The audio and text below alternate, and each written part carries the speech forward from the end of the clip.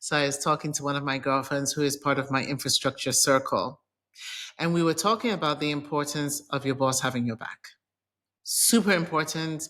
People underestimate this. Do not. Why were we talking about it? I think because, we had just spoken to another one of our friends who had recently had a change in boss, and she'd said to us that she felt for the first time in 4 years she could breathe. She could breathe, she exhaled. Can you imagine? Now let's just try this together. Holding your breath for 30 seconds. I'm not going to try because I tried already. I cannot do it. Now imagine holding your breath for 4 years. I mean, can you imagine how that person must have felt? And we asked her why she felt that way. And she said clearly to us that she didn't feel her boss had her back.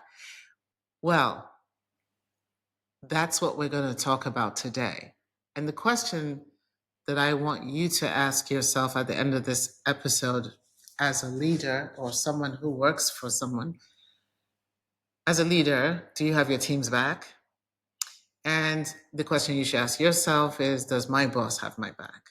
Right? Because you can certainly feel the difference between the two when your boss has your back and when they don't. Now, as always, I want to start with a story. I remember a few years ago, I was going into a new job, and I, as I always do, I was having one-to-ones with my direct reports, right? So just getting to know the business, trying to get to know them, and trying to get a sense of who they are. And I remember meeting one of my direct reports, and I was saying, oh, so I always ask this question, tell me about your team, how are things going?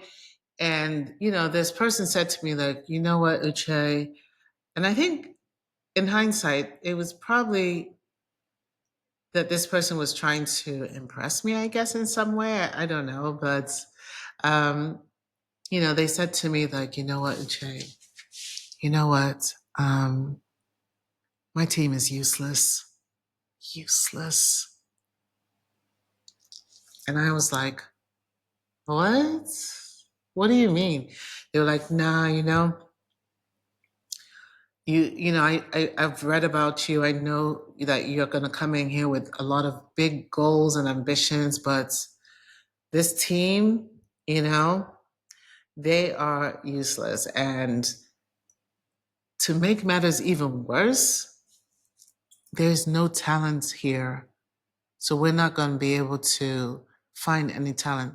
This team that I'm calling useless is the best that we have. So we're going to have to manage. And I sat back and I filed it away and I said to myself, you're going to be one of the first people to leave. Yeah, because on day one, this person was showing me something very fundamental and something that I'm quite passionate about. They were showing me that they didn't have their team's back. And here's what I know very clearly, because I've experienced it, that when you don't have your team's back, it is impossible for them to do their best work. Actually, what you end up doing is that you are shrinking them. They can never do their best work for you. It's impossible. Um, and the flip side of that is when you have your teams back, like they feel they can do anything. They feel they can climb mountains. They feel they can do anything possible because they know that you have their back. So let's talk about that for a minute, because a lot of times when people talk about "I have your back" or she has his back, they they almost think it's a negative, right? It's almost as if you're lowering standards, or you don't care whether the person does good work or not. You're going to ride or die with them forever, and that's not at all what that's about, right? Let's walk away from that definition of having someone's back. It's not about protecting people. It's not about lowering standards. Actually, what it looks like for me is just creating an environment where people can perform at their highest levels. at their highest levels, which means that they do their best work, which is what we want, right? We want people who are superstars. We want people to perform really well. We want them to overperform, but they can only do that when they truly believe that you have their back. So, what does having your back, their back, look like for me? So, I think the first thing is around honesty, truth telling. I really believe in this. And if you listen to if you've listened to my podcast over the last few weeks, one of the things that I pride myself on is being a truth teller. I know that I'm always not 100% clear, but my intention is always to be 100% honest, right? So my team knows, like, when I'm not happy about something, they'll hear about it. They also know that when I'm happy about something, I will celebrate them, right? So they know that I'm always going to be 100% like, nah, I'm sorry, that doesn't work. It didn't work. I'm not happy about that. Or, well done, that's amazing, great job, that they're going to be told the truth each and every time. Always important, right? I remember this friend of ours, as I was talking about, saying that they just never felt that their boss was honest with them. Never felt that it was honest with them. And a lot of times the truth can be uncomfortable, Here we talk about crucial conversations.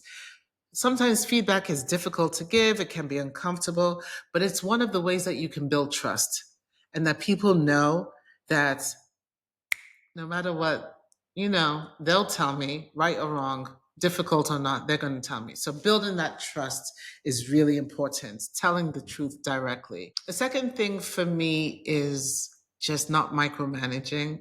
This is, again, personal for me. I don't know. Tell me what you think about this. I think that the best bosses give you the room to deliver. Now, what do I mean by that? They've obviously said, you know what? Here's where we're trying to go, here. And they give you room to create, design the way we're going to get there, right? It's not about trying to, every 5 minutes, like, so what are you doing? So what are you doing? How are you doing it? Like, can you imagine someone just breathing down your neck every 5 minutes, texting you every 5 minutes? No, like, we've agreed that that's where I need to go, right? And you're going to give me the space to design how we get there. And you think, when people feel like they have some ownership and they have the ability to be creative about things, again, I think you get the best out of people that way as well. It's very important to hold people accountable. So we don't want a situation where, something has gone wrong. We pretend, or we bury our head in sand. We don't, sort of call that out and hold people accountable to it.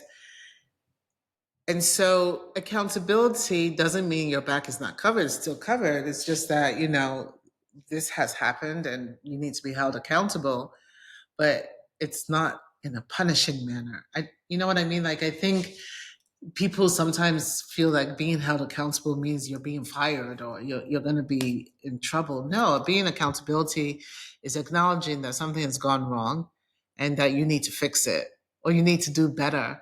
And again, if you're able to have those conversations when you have clear standards of where we're trying to get to, and people can clearly see, oh, I didn't meet that standard, so I'm being held accountable to meet that standard, for example. Again, you build trust. Again, you remove fear from the system. Fear. We don't like fear. Fear from the system because it's clear. I didn't meet the standard. I didn't deliver this. I need to do better. I need to try again. Honestly, I love this topic so much because there is a freedom that comes from knowing that even if I make a mistake, I'll be held accountable, but I'm not going to be punished. I'm going to be treated fairly.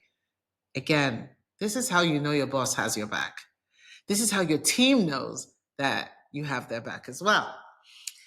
Fourth thing is, what does your boss say behind your back, right?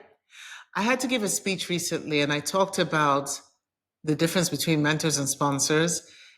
And in that speech, I was talking about, the importance of your work traveling beyond you into the rooms that matter. And one way that your work travels to be heard by others is through your boss. So, how does your boss represent you in these rooms that matter? When we were talking to our friend this morning, she talked about the fact that she always worried and second guessed what her boss, this is why she was not breathing, what her boss was saying in other rooms that she didn't have access to, right? She always felt as though he wasn't representing her, in those rooms properly. And so she felt uncomfortable. I mean, it was very deep, huh? She felt uncomfortable. And I've had that, like I've had bosses who I knew for sure were not representing me fairly in the rooms that mattered. And what it meant was like when I was around people who were in those rooms, I shrunk. I didn't feel comfortable because I wasn't sure what my boss at the time was saying about me in those rooms. Can you imagine carrying that weight? Not only are you supposed to do your job, you're now worrying about what did they say? What are they saying? What does this person think? It is exhausting. And so, as a boss, it's important that your team's trust, you remember back to what I said at the beginning, that you represent them fairly in the rooms that matter. Because otherwise, people just lose motivation completely. Now, I have to report myself. Like sometimes I have to tell on myself, but my team will tell me, and I hope they mean it because I'm saying this publicly. My team will tell me that they absolutely feel that I have their back, but there's a but. I can sometimes be unpredictable in my behavior. And so sometimes, they're not sure which Uche is going to show up in the room. And I don't mean to do this, but I think that there's something around consistency as a leader that's really important for your team and the people that you work with, that they're not having to guess who's going to show up today, right? I think this really helps them to feel comfortable at work. And again, obviously nobody's the same every day. Life happens and all of this other stuff. But having to, go through the mental gymnastics of trying to figure out, remember what I said about the high heels? Okay, she's wearing shoes today, so they're high heeled shoes today, so she's in a bad mood. Nobody wants to go through those mental gymnastics.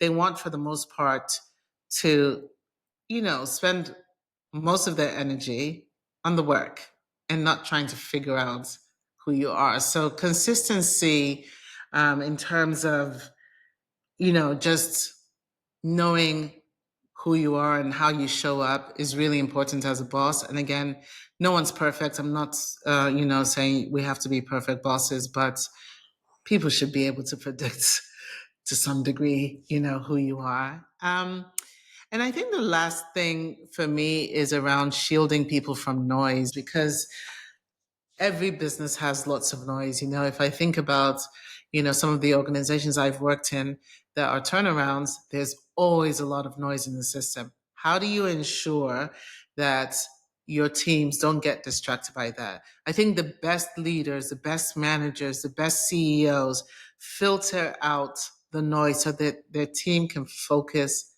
on what matters, which is the work at hand.